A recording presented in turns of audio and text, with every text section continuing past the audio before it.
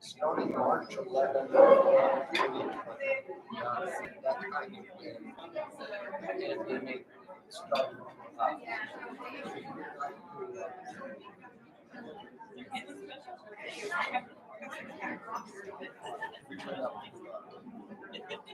Cheyenne.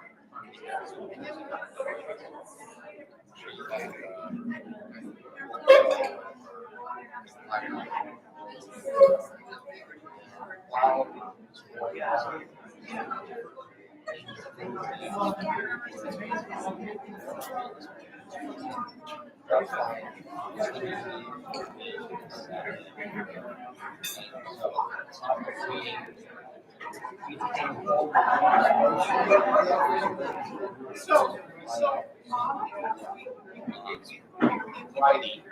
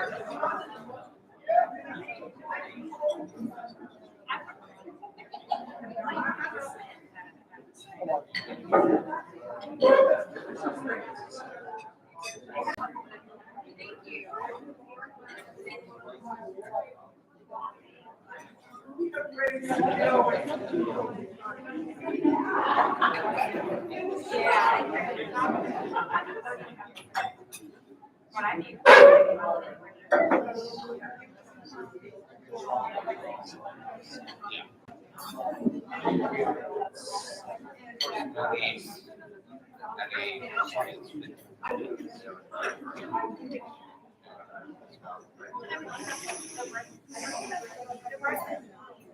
Came down water and really got this.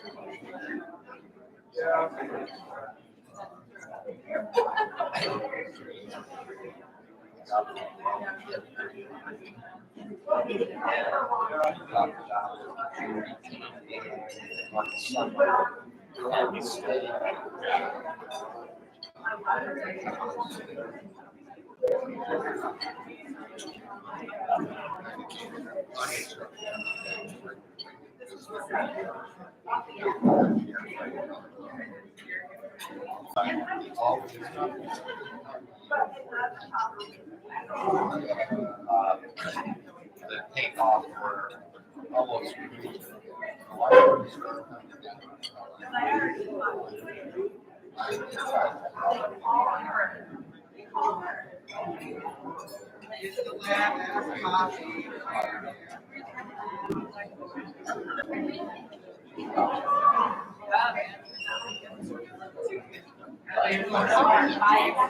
sometimes my last class was fall 2018.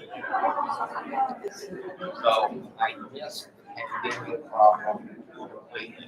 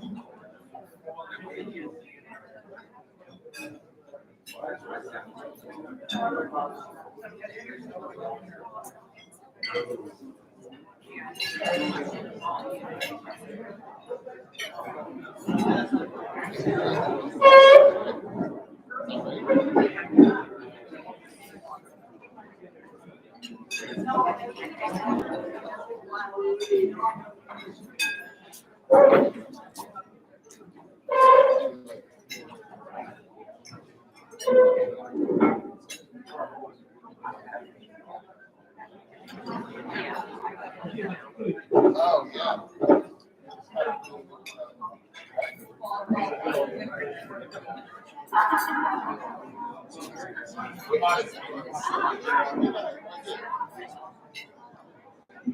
The guys are fun.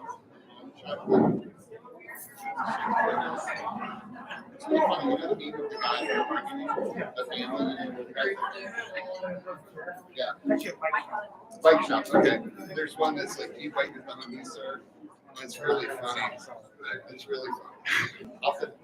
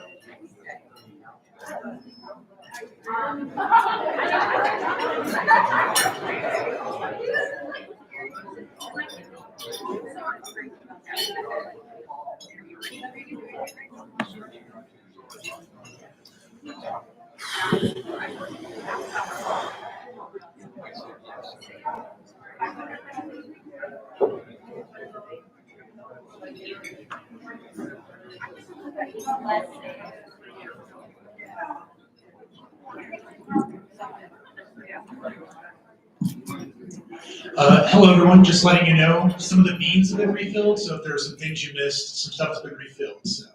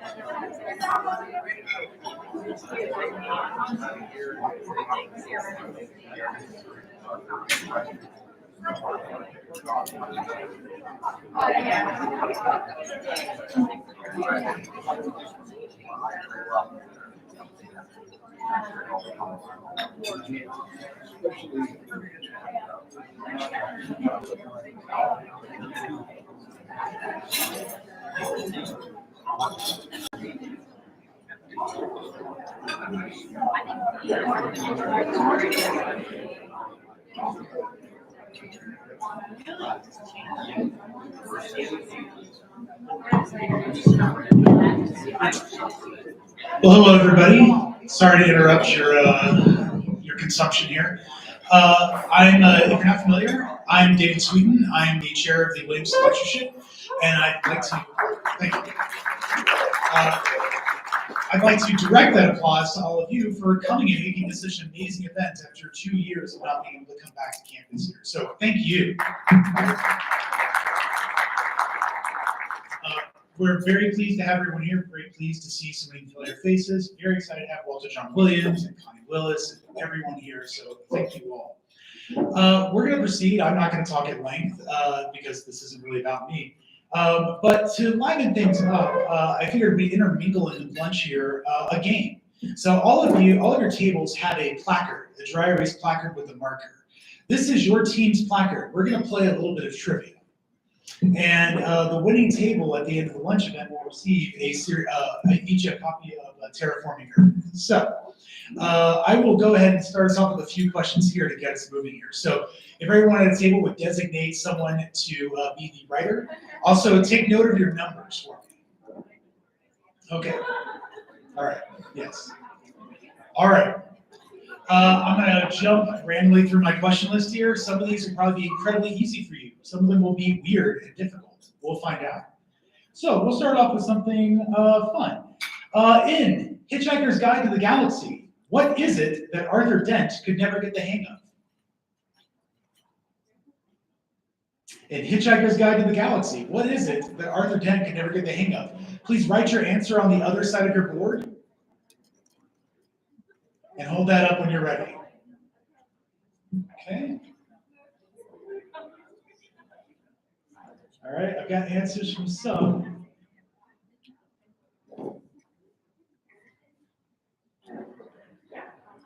Okay, last call for answers. All right, so the answer was Thursday. So those with Thursdays, hold your placards up and tell me your number again. 7, thank you. And there was another Thursday. Was it a Thursday there? 4? And I thought there was one more Thursday. What was the other Thursday? Nobody's going to claim their Thursday? All right, you got it. Okay, we'll jump into another one here. Which Connie Willis story involves a time-traveling historian preserving St. Paul's Cathedral during the Blitz?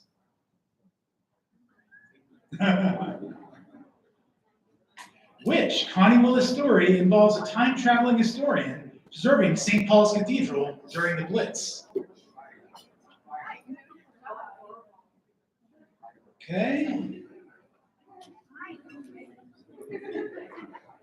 All right, seeing placards. All right, last call for placards. The answer is Firewatch. If you have Firewatch, keep them up. Thank you. Good. All right, what's this, table 1 right here? Okay. Sorry, table 2? Table 3. Let's see, that's table 8. Thank you. And back there it's table 10, isn't it? All right, good deal. And table 11. Thank you. And back there is that table 13. Yeah. Thank you. Good job. All right. One more for right now here. In The Expanse, what name does Holden's crew give the Martian frigate they've captured? In The Expanse, what name does Holden's crew give the Martian frigate they've captured?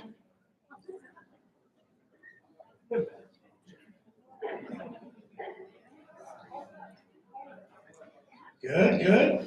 Looking for placards, looking for placards. Going once, going twice. I think some people were just going for the gusto here. The answer is definitely not Enterprise. The answer, and a nod to Don Quixote, is the Roxanante.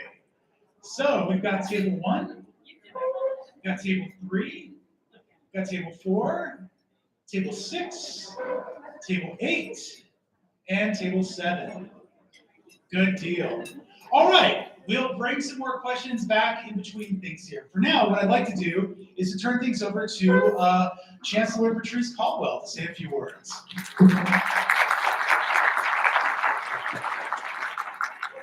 Homecomings at Eastern. One is in October for our alums, and the other one is right here. The Williamson Lectureship family has always been a wonderful opportunity for us to get together, remember Jack, and appreciate each other. So I appreciate each one of you who's here today, and especially our guests. I'd like to recognize Dr. Gamble is here, always a supporter of science fiction. Aren't you, Dr. Gamble? Thank you. And of course, our guest of honor and our mistress of ceremonies. So I remember the first time I heard the name Connie Willis. It was from Jack, who came back from Mile High Con and said, and I quote, I met Connie Willis. We need to get her here. And that was all it took in those days. If Jack said, we need to get her here, we called her and she came and we were so glad. And then we just kept asking her and asking her and asking. And pretty soon she just came and it was great. Then we made her mistress of ceremony. So now she has to come to every lectureship, Connie, every one. Then I remember Walter John Williams coming with the Hugo that Jack couldn't collect because he had had a fall, and I think he'd done something to his shoulder, probably broke it, but he was in his bathrobe, we were in his house, and you had the Hugo standing in front of the fireplace, and I'll just tell you that room was suffused with respect for him and affection. And it was just a wonderful experience. And I'd known Walter before that, but of course that endeared me forever in my heart and to everybody who knew Jack. I can't talk about science fiction without realizing and saying again that it is the quintessential genre of American culture. But having said that, the quintessential expression of it has to be Jack Williamson. He was raised on science fiction. He produced it and created it for 9 decades.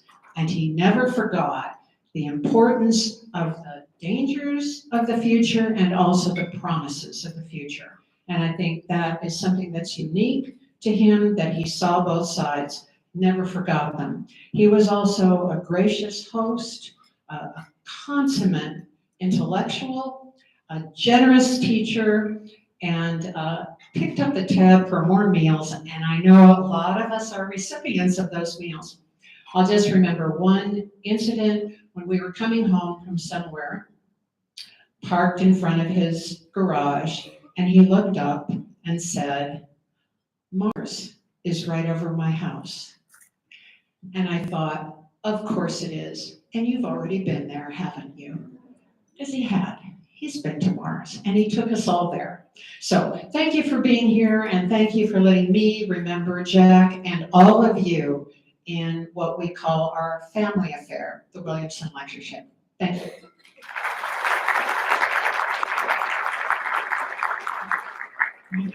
Thank you so much, Patrice. So we will have another few questions here. This is round 2 of trivia. To get an idea of where things stand, there's a little bit of a heat here. Table 1 is in the lead now with 3 points. But we have a 3-way tie for second place with table 4, table 7, and table 8. And we also have some come-uppers in other tables around. Let's move on here to some other questions. What film was inspired by Philip K. Dick's Do Androids Dream of Electric Sheep? So the way this works, you're not supposed to yell out the answers for everybody else nearby to write them, right? Okay. All right. Good. I think I'm marking a lot of points this round. That's fair. All right. Of course, last call. Of course, the answer is Blade Runner. So we have table 1. We have table 2. We have table 3. Table 4. Is that 5 back there? Good. Table 6. Table 7. Good. Table 8. Table 9. Getting a point here. Great. Anybody else I missed? Oh, sorry. I didn't mean to throw shade. Sorry. And of course, table 13. Good job. Let's throw things in a little bit. What novel dictates 3 laws of robotics? What novel dictates 3 laws of robotics?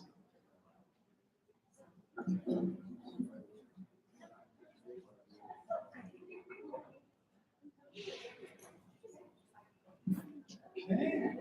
Yeah. Okay. Going. All right. Of course, the answer is I, Robots. Wow.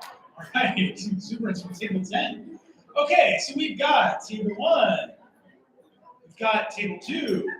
We have table 4, table 6, and table 13. Just want to look in that direction. Table 7, table 8, table 9. Oh, that's a good one. All right. Table 10. Oh no, I've got to break out a hard one now. Let's see, what do I have in front? Okay. What was the first winner of a Nebula Award for Best Novel?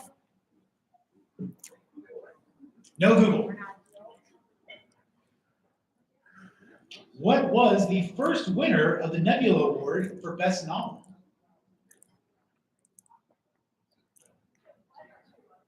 What was the first novel? Not the author of the novel. Thank you for the clarification.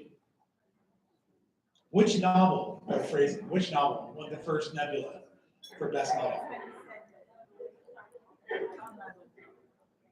Any answers? Okay, I've got a few. Going once, going twice. Of course, the answer is Dune. Table 2. Is that table 7 there, or table 8? Table 8, thank you. Table 8. I saw some others. I got table 2. Who else was it? Who else had Dune? Sorry, is that table 5? Good. And anybody I've missed that had Dune? All right. Last question before we move on to our next phase here. In William Gibson's novel Neuromancer, there's an artificial intelligence that is named Neuromancer. What is its sister artificial intelligence? What is the other artificial intelligence? In Neuromancer, there is an AI named Neuromancer. What is the other AI?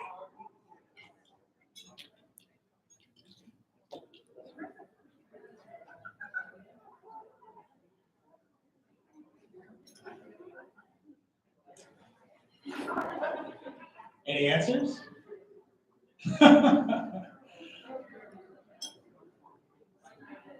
All right, going once, going twice. The answer is Wintermute.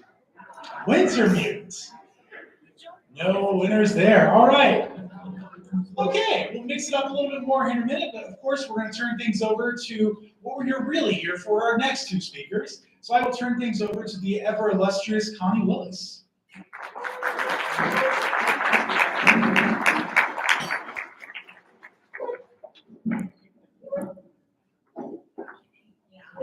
Illustrious, that's me. So, okay. Before we start, we have a lot of people here and I want to introduce some of them. Thank you all for coming. It's so great to see everybody. I'm just so delighted that we got to do this in person this year. Doing it virtually last year was great, better than nothing, but it's so nice to just actually see human faces again. So whether or not you have your masks on. So, okay, so we have a lot of guests with us here. Dorinda Jones, you want to stand up? The award-winning New York Times bestselling author of paranormal romances such as the Dark Light trilogy, the Death of the Girl series, the Curse of the 10th Grave, well, the Curse of the 10th Grave is totally different, and A Hard Day for a Hangover. And probably, I'm pretty sure that you're the only person in this room that has an ice cream flavor named after her. So, great. Okay. And Emily Ma Tippett. Do you have anything named after you, Emily? Okay. Okay. Under the name of E.M. Tippett, Emily has written Eventide, Someone Else's Fairy Tale, Paint Me True, and the Shattered Castle series. And under the name Emily Ma, Cryptoscience, which you heard, no?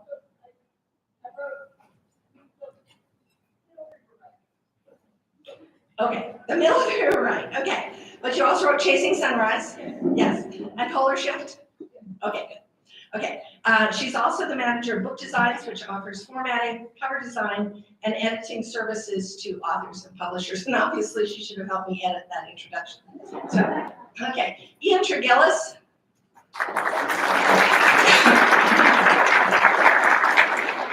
Ian is a physicist and a New Mexico author who's done research on radio galaxies as a physicist, and has written The Mechanical, The Rising, The Liberation, Something More Than Night, and The Bitter Seeds. Yes? Excellent. I'm going to now be real nervous about all this. Okay, Reese Hogan. Reese, where are you? Reese Hogan is a New Mexico author, the writer of Shrouded Loyalties, Holding the Ashes, and The Deadliest Echo, and a content writer for the Writing Mastery Academy. And she does great work. Does great work here and there, and is a we need more writing mastery on everybody's part, so you're doing really important work there. So, okay, Jackie Kennedy.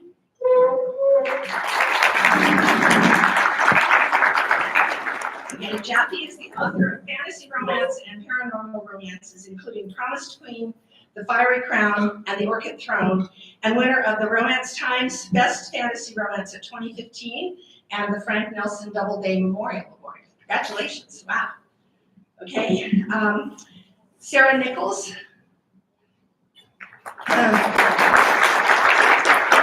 Sarah, who writes as S.E. Burr, is the author of numerous middle grade fiction books and of Goblin Girl and Goblin Winter. She also writes academic books. Okay, the Bubonicon Troupe. Guys want to stand up? You don't want to admit who you are.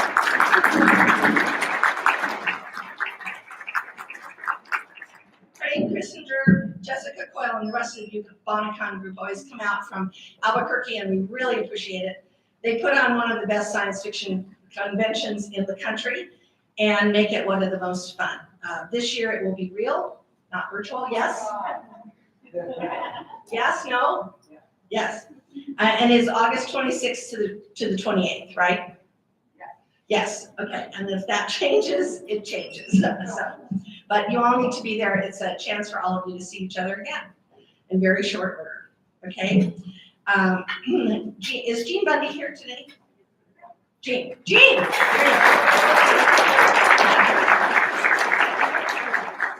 Jean was the long time and now retired librarian of special collections, including the Jack Williamson collection, and has done such amazing work on collecting, protecting, archiving, and everything else for Jack Williamson's work. And with his better half, Jeannie, they have for many years put on a dinner for the lectureship. This year it's going to be at the president's house, but we really appreciate those wonderful dinners that you put on. So thank you very much. Okay, Steve Hafner, who I called David earlier. The editor and publisher of Hafner Books, which is celebrating its 25th anniversary. He's done collections of the works of Robert Bloch, Henry Kuttner, and of course Jack Williamson in the beautiful, what was it called, 75? That was a beautiful collection of Jack's work. So, okay, and then David Sweeten, poor thing. David is an assistant professor of English and graduate coordinator at ENMU. His specialty is in Middle English literature and Arthurian tradition, which fits right in with this crowd. And he's been this year's, has had the lectureship inflicted on him this year. That's the way to put it, I think. He also runs the Desperate Optimists, which is the writers group named in honor of Jack Williamson, who always called himself a desperate optimist. So, and then finally, I want to introduce three people who are important to me. The first one is my husband, Courtney Willis, who you will see somewhere. There he is. He's a retired physics professor, an antique sewing machine and slide rule expert. Please do not give him any more sewing machines. Thank you. Really appreciate it. We're now into the millions in my basement. He's a quilter, and he's the person who gets me here and takes care of me through all of this, which I really, really appreciate. Could not even get to the door without him today. So, okay, and then finally, my two sisters, Patrice Caldwell and Betty Williamson.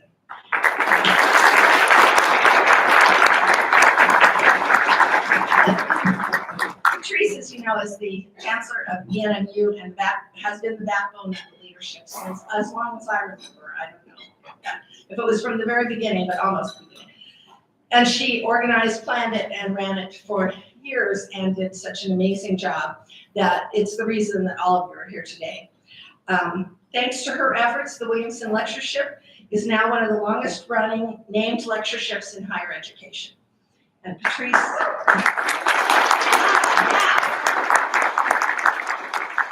Patrice taught English and science fiction with Jack, and they were a wonderful team. And She's a wonderful person to talk to, except that she has hummingbird tendencies. So it's hard to get her to light long enough so that you can actually have a conversation with her. But if you can, ask her about her teaching with Jack, because it was a wonderful experience, I think. And then my other sister, Betty Williamson, who was Jack's niece, and is still, you're still Jack's niece. And as many people have said, the glue that holds Roosevelt County together. She has helped with the lectureship for many, many years. She and her husband Mills used to put on a wonderful dinner at the ranch for everybody, and she has done even for the years that it coincided with the Prairie Chicken Festival, and she had to do prairie chicken costumes and help with the lectureship at the same time.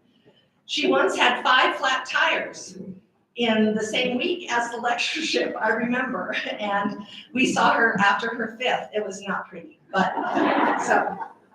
And when she was named the #1 volunteer of Roosevelt County, she did not go to the big banquet in her honor. She went instead to the cattle baron with us because she wanted to hang out with, as she called us so nicely, the riffraff of Roosevelt County. I have to explain one thing. The first time I met Betty and Patrice, I just fell in love with them and started referring them to them as my sisters, we had been separated at birth. And I did that from this podium until one year somebody at the luncheon came up to me afterwards and said, "That is such an interesting story. How did that happen? How did you get separated? And how did you happen to meet up again here at the lectureship?" And so then I stopped doing that. So they are my sisters in spirit. Got it? Everybody? Metaphorical sisters. Okay, thank you. Okay, so anyway, I do really want to welcome you all back to the real, actual, in-person Jack Williamson Lectureship. This is the 45th, right? I can't even believe that. When I wrote it down, I was like, that can't be right. And I'm just so pleased that we're here and not on Zoom today. So it just wasn't the same last year when we did it in Zoom land without dinner at the Cattle Baron and ice cream at the Dewdrop Inn and cinnamon toast at Mark's and trips to the library and the Jack Williamson collection and the thrift store downtown. How many of you have been to the thrift store so far already? Okay. Anybody who hasn't can go this afternoon before the panels or tomorrow after lunch. Okay. So I missed all of my kindred spirits, my sisters, and Jean Bundy and all the people who come to the lectureship.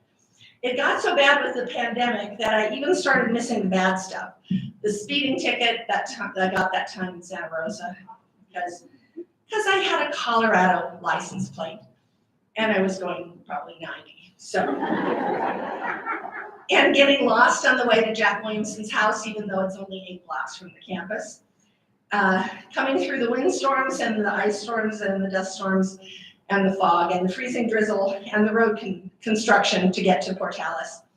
And then when I found out Mark's had closed and that Goober McCool's had been turned into a marijuana dispensary, I thought we have to get back there before things fall completely apart. And here we are. And I'm really glad to see everybody. Before we go any farther, we do need to pay tribute to those of us who are no longer with us at the lectureship. Sadly, it seems like every year we have to say goodbye to somebody who's been a mainstay of the lectureship. In past years, we've had to say goodbye to Jack, to lectureship guests Ed Bryant and Gardner Zouzois and Fred Cole and Vic Milan.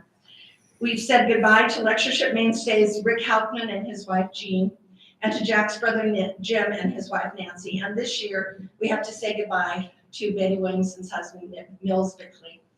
He was a wonderful host, a faithful supporter of the lectureship. He made great old fashions and told terrible, terrible jokes. And we will miss him a lot. So, but in past years at the lectureship, both in person and virtual, I have done my best to fill people in on what's going on in the outside world, just in case they might have missed it. Lately, the news has been so just uniformly terrible that I don't blame people for just hiding under the covers and not watching what's going on at all. And the distressing thing to science fiction writers is that none of what has happened in the past, say, 10 years has been anything you could ever put into a science fiction novel, because your publisher would simply not believe it. They would say that is just too far out there for anyone to believe. So Putin invading Ukraine and then getting his head handed to him. Will Smith punching Chris Rock at the Oscars. That was not on my bingo card, I have to say. A geologist discovering a geode that looked like Cookie Monster. It really did look like Cookie Monster. And a container ship getting stuck sideways in the Suez Canal. Murder hornets and giant parachuting spiders and Star Trek's Captain James Kirk actually going into space. Nobody would believe any of these. I've also tried to fill people in on the cow news, given that the lectureship has had a theme, a running theme of cows and interactions with cows. I don't know why this is exactly. I know that Portales is in the Llano Estacado, and that means plain of steaks. And we have eaten all those steaks at the cattle barn, some of them chicken fried. And then there have been all those cattle ranchers who put their cows out by the side of the highway for the slaughterhouse to haul away. And that time that we had a really hot spell during the lectureship and one of the cows exploded, that was really cool. That was like a highlight of the lectureship that year. And then there was the time that Patrice Caldwell was taking lectureship guests back to Lubbock, and they saw a train hit a cattle truck, followed by a stampede of the cows that could still walk. And they were all heading straight for Patrice's car, and so was the truck driver. And he came over and said to Patrice, "Can I borrow your cell phone?"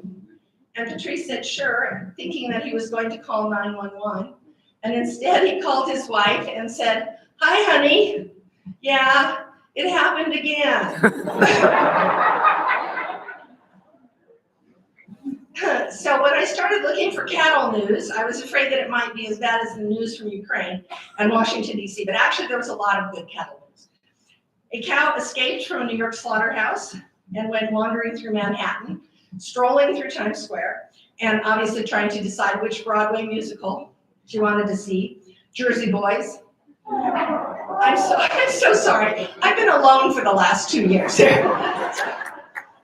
Or Cabaret. Or The Sound of Music. How's that? She was eventually apprehended, and I thought the story was going to have a bad ending, but they did not send her back to the slaughterhouse.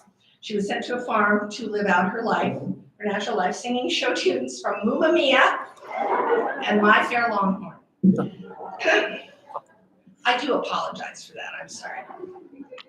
In other cow news, 12 artists in England banded together to create an 80-foot wide picture of a cow made entirely out of manure. So you guys here might consider doing that, if you have some spare time. And scientists have discovered that cows talk to each other through variations in the pitch and duration of their mooing, though it is still not clear what they say to each other. I mean, what are cows gonna talk about? Hi, what you doing? I'm standing in the field. What are you doing? I'm standing in the field. What are you doing? I'm standing in the field. They have also discovered that cows make friends with each other and develop social networks. And I can only imagine what's next. Facebook for cows. And then dating apps. Gorgeous Guernsey seeks outdoorsy type. Vegans only. Brands okay, but no ear tags or obsessive salt lick licking. Must love meadows, buttercups, hay, cut chewing, home on the range, and Field of Dreams. The only cow news that I could find that was worse than dating apps was actually not bad news about cows. It was, as usual, bad news about human beings. 7% of Americans think that chocolate milk comes from brown cows. That is 16.4 million Americans. 48% don't have any idea where it comes from. 33% don't know that cheese is made from milk. And 20% don't know hamburgers are made from beef. And 56% don't know what the lectureship is. So this year, when I said I was going to the Jack Williamson Lectureship in Portales, This person I was talking to, this really happened. I am not making this up. Said, New Mexico isn't near any water. And I said, no. And she said, well, you said it was a lectureship. No, I did not make that up. The lectureship, for those of you who don't know, was started in 1977 by Eastern New Mexico University in honor of Jack Williamson. And for those of you who don't know who Jack Williamson is, well, shame on you in the first place, but he was one of the forefathers of the science fiction field. He wrote groundbreaking stories from 1928 to 2005, writing through 2 centuries and 2 millennia, publishing his first story a year after Lindbergh flew the Atlantic and his last novel a year after the first rover landed on Mars. Writing the CT novels, the Legion of Space and Legion of Time novels, Darker Than You Think, which was one of the first SF novels to explore psychological issues, and With Folded Hands, one of the first novels to explore, years before Siri and Alexa and smart houses, the influence and consequences of robots in our society. He wrote about artificial intelligence, asteroids, antimatter, time travel, Shakespeare, werewolves, computers, comets, planetary colonization, underwater cities, authoritarian societies, and linguistics, and is the only science fiction writer to appear in the Oxford English Dictionary for having invented the words terraforming, androids, psionics, and genetic engineering. He not only wrote science fiction, he also invented the language with which the rest of us write science fiction. He wrote a comic strip, had an asteroid named after him, was on the cover of Newsweek, was an ardent proponent of science and critical thinking and of teaching science fiction in the schools, had a slow drawl and a courtly manner and a dry wit. He inspired countless writers and readers, Isaac Asimov, who wrote him a fan letter, and Ray Bradbury and Carl Sagan and Walter John Williams, and me. He was beloved by everybody who knew him for his kindness and generosity to writers all over the country, and writers from all over the country came to see him. Greg Bear, George R.R. Martin, Nancy Kress, Roger Zelazny, Carrie Vaughn, Jerry Purnell, Susie McKee Charnas, Edward Bryant, William Gibson, Nalo Hopkinson, Greg Benford, Fred Saberhagen. That's not even a complete list of all the people who've been here to visit Jack for the lectureship. And 7, count them, 7 grandmasters of science fiction, counting Jack. Fred Pohl, Robert Silverberg, Joe Haldeman, Harlan Ellison, James Gunn, yours truly, and of course Jack. I don't believe that any science fiction convention has ever managed to top that number of grandmasters at one convention. They were willing to trek to Portales just to see Jack, and we originally all came to see Jack, but we now come to remember and honor him and to carry on the work of science fiction that he loved so much. Jack once said something that I think is particularly appropriate for today. I know you have troubles, he had a person from the future say. So do we. Change always comes, turning past achievements into new problems, but most problems have solutions. Trust yourselves and find things will happen. We're depending on you to pave the way forward. Jack believed the future could be a better place and that science and science fiction were the key to that future. And we are all here as part of the ongoing tradition of making that happen. Thank you.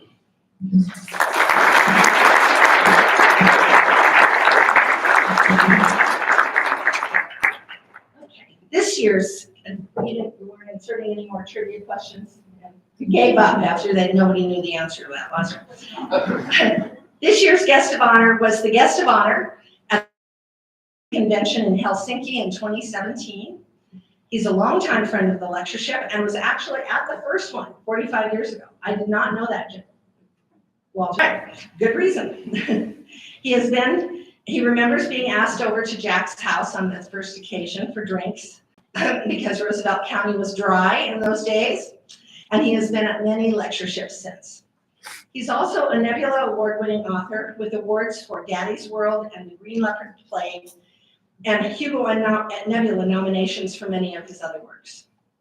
For a very long time as I said yesterday, he was the Susan Lucci of science fiction.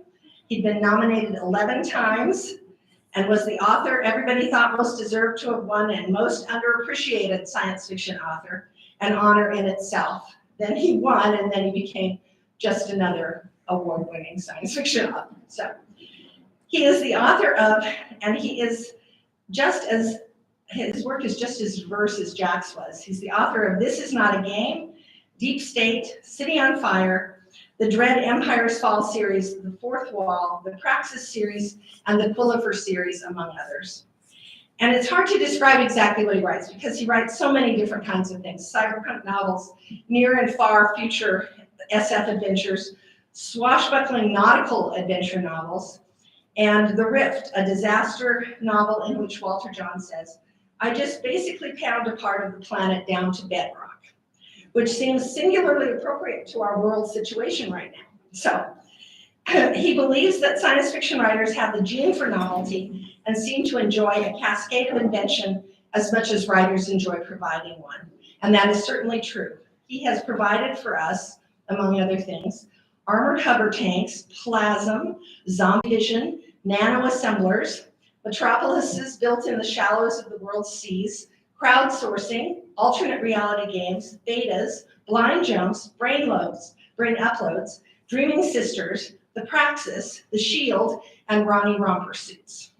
And it doesn't end there. He's written The New Jedi Order, Destiny's Way, a novel in the Star Wars Expanded Universe series, contributed a number of stories to George R. R. Martin's Wild Card series, written an episode for the Andromeda TV series, appeared in an episode of The Chronic Rift, and founded and runs the science fiction writers workshop, Tao's Toolbox, which sometimes includes encounters with bears. He's a scuba diver, a 5th degree black belt in Kempo karate, a world traveler, an expert on Herodotus, Heinlein, and why Casablanca is the greatest movie ever, a witty and intelligent conversationalist, and one of my favorite people, Walter John Williams.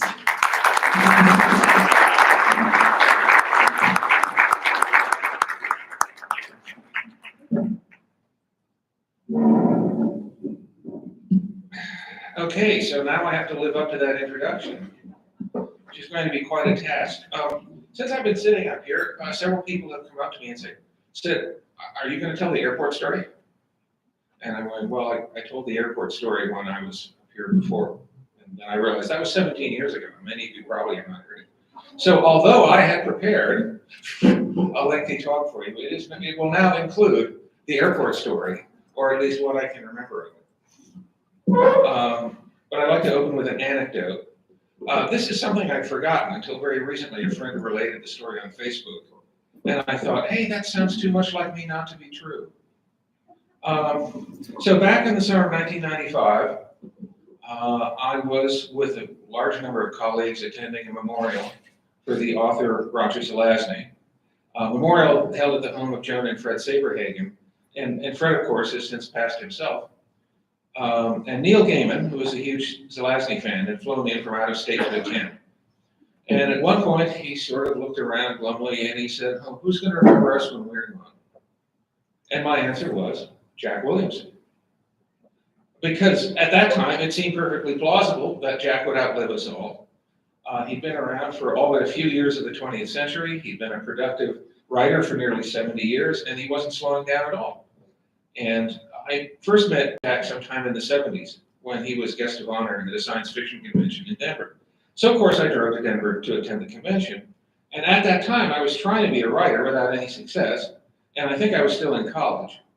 And at the convention, I attended several program items that featured Jack, and by purest chance, I found myself standing next to him as we waited in line for a table at the hotel restaurant. And he very kindly invited me to join him, and we had a long and pleasant conversation over dinner. I don't remember quite what we talked about, and I have a horrible suspicion that we mostly talked about me. After which Jack picked up the check.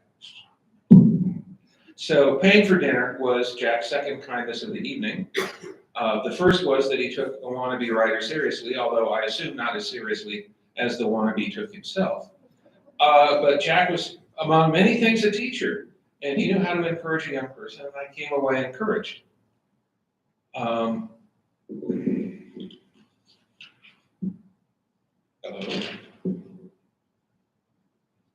Is a page missing? All right, well, so some years later, there was the first Jack Williamson lecture. And I drove out here with a party of Albuquerque writers. We brought Jack a gift, which was a Pueblo storyteller figure, except that the storyteller was a mudhead and had lots of little mudheads sort of propped around him. And we thought that it sort of looked like an alien being overrun by lots of little aliens. And we thought that this was an appropriate gift for Jack. Maybe some of you have seen it because it was on his mantelpiece for many years. But that was 45 years ago, I guess, which puts a certain perspective on my life, which I don't like to contemplate.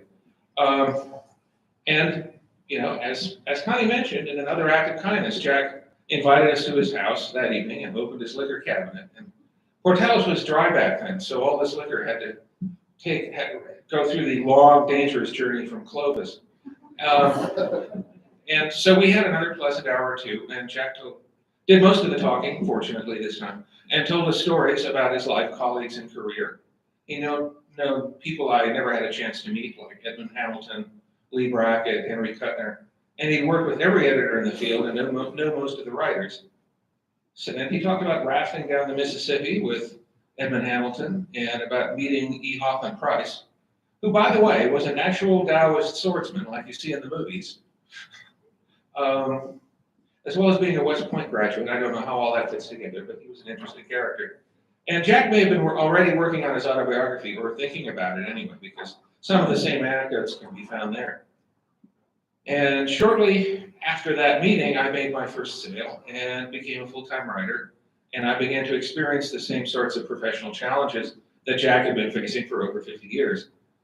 So let's take a look at Jack's amazing career. He wrote over 40 novels, either by himself or in collaboration, and over 20 collections of stories. And assuming an average of 10 stories per collection, well, that's a hell of a lot of stories. So in addition, he wrote an autobiography twice.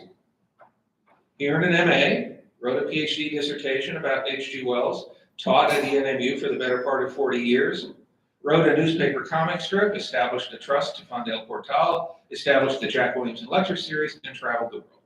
And as Connie mentioned, he contributed to the English language by coining words like terraforming, android, and genetic engineering.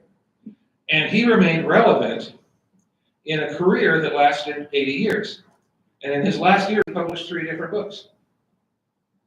So when you have a career that lasts so many decades, you have to wonder how he managed it. And I think the answer may be found in the theme of this year's lectureship: never the same story twice. Jack sold his first story when he was barely out of his teens. Well, actually, he didn't sell it. It was appropriated from the slush pile by a rapacious editor and put in print without Jack's permission. But at least it did see print. And the thing that strikes me most about this is that nothing in his background prepared Jack for a career as a science fiction writer.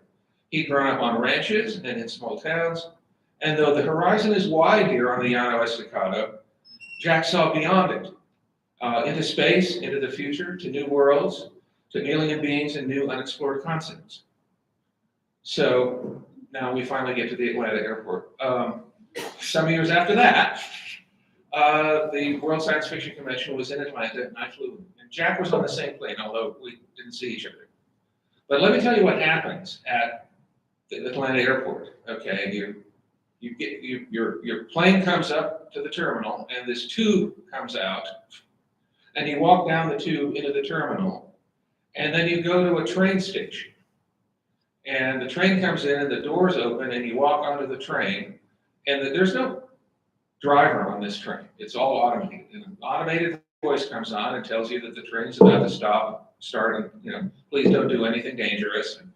And you go all the way into the main terminal. You get off the train, you walk a bit, and then there's this huge lazy Susan, and your luggage starts spinning out from this underground passage, and you pick up your bags. And it was at that point when I was waiting for my luggage that I saw Jack Williamson across this Lazy Susan from me. And I realized that this was the future that he'd been describing back in 1927. And there's also the details were different, but basically he got the essence of it. And what he was also trying to tell us was that people have better things to do with their lives than carry their own bags or anyone else's bags. They have better things to do with their lives than drive a train back and forth over a little stretch of track. People have better things to do with their lives than take a Conestoga wagon to Atlanta from New Mexico. That was the possibility of this glittering future that Jack was seeing from what was essentially still, the horse and buggy days of his youth. Jack never lost his curiosity, which meant that he never lost his creativity. If you're a writer who's curious about things, you'll find things out. And you'll always find something new or different to write about. Jack never told the same story twice. He didn't have to. He was too interested in the next story. His curiosity never failed him. He never ceased to be interested in the world around him, in new science, in new places, in new people. But first, let's go back. Let me give you an idea of the world that Jack stepped into when he began to write for the pulps. For one thing, it wasn't a route to riches. The pulps usually paid half a cent a word. And in order to earn a basic living, you'd have to write maybe 20 finished pages per day. So how many people in this room can turn out 20 finished pages per day, day after day for years? If Bob Barnum were here, he'd be waving both hands. But I don't think anyone else. So it's not surprising that most pulp writers burned out. They left maybe 10 years, and then they'd find another better paying occupation. And so because of that, we lost a lot of good writers to other jobs, basically. And what Jack Williamson did was he also found some other things to do with his life. He served in the military, he went to college, he got his degree, he taught at a university. He wrote a comic strip, for which I think he was very well compensated. He could write novels after the Second World War, for which he was also paid far better than he would have been in the pulp magazines. During and after the Second World War, there was a huge explosion of paperback books. Prior to the war, paperbacks were considered bottom of the barrel markets, the penny dreadfuls. But during the war, there was a big effort to get books to the soldiers. And they needed portable, lightweight books. And so the best writers in the country contributed to these anthologies. Some of them are still in print today. The Essential Dorothy Parker, The Essential Ernest Hemingway. So when they're still there, these are the exact same editions that our soldiers carried across the world. And what happened then is that made paperbacks respectable, and they provided an opportunity for pulp writers both to republish their old work and to get new work in front of the public. So it became a lot easier to earn a living at this. And Jack evolved, which is what writers do, or are supposed to do. He never lost his curiosity. He always found new things to write about. And he became an inspiration to an enthusiastic but clueless college student who was trying to figure out how the writing business worked. And although I've read science fiction most of my entire life, I came to writing it by roundabout means. I never intended to write science fiction. For the simple reason that I didn't think I was good enough. I'd grown up reading all of these titans in the field, and I didn't think I could measure up. So I tried writing in every other genre that I like to read. I tried mysteries, I tried literary fiction, I tried historical fiction. And after some years of trying, it was the historical fiction that sold. Suddenly I was a pro. So I had fun writing historical fiction, which was all set on ships during the American Revolution and the War of 1812. But there were limitations to the genre insofar as each book was about 200 men on a small ship. It was a struggle to get women into the story, and for that matter, to get off the ships. So just to exercise a part of the brain that had been dormant, I wrote a science fiction proposal that was the opposite of everything that I've been doing. It had a female protagonist, a woman of color, by the way, on an alien world and on dry land. And I enjoyed the writing. I sent the proposal to my agent and then forgot about it and went back to writing historical fiction. And then the sales of historical fiction collapsed very suddenly. And just as I was starting to look at the help wanted sections of the paper, the science fiction proposal sold. And suddenly I had a new career that I had never intended for myself. And by sheer luck, I stumbled into the right career for me. A lot of my proposals in other genres had been rejected for being too weird. And in science fiction, that's not so much of a handicap. But when I looked at the sort of science fiction that I wanted to write, I had a hard time finding an answer because I kind of liked everything. So I decided to turn that into a virtue. If science fiction is a candy store, stocking everything from bonbons to jujubes to truffles, I was going to become the best candy chef in the kitchen. I was going to write everything I liked, and what I liked was everything. Never the same story twice. That might as well have been my motto. This puzzled people at the beginning. I was referred to as a chameleon writer. I don't think I was a chameleon. I was a person who had far too many writers in his head, and they were all coming up with stories. I wanted to actually enjoy my career. If I'd been more concerned with building a career, I might have tried to hit the same note more often. My first novel to attract any kind of public attention was Hardwired. It was my 8th novel, but because a lot of people thought it was my first because they hadn't heard of the first 7.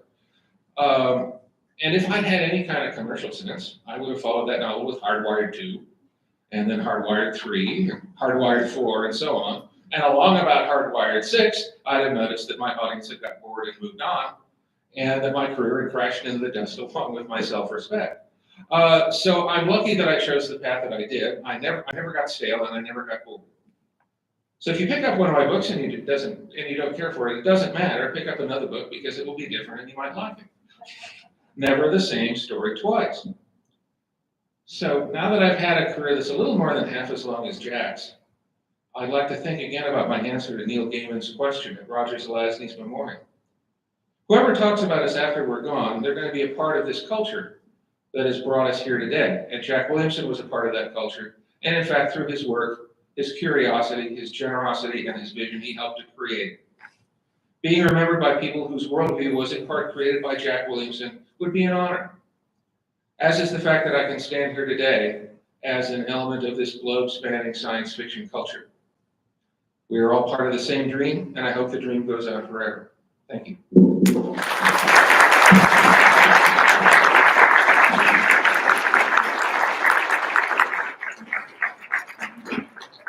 Wow, thank you so much. And again, can we have another hand for Walter and Connie? Well, before I let you all go here, we should have a lightning round to conclude our trivia competition. I'll try to quickly throw a couple of ones that maybe aren't going to throw you, and a couple that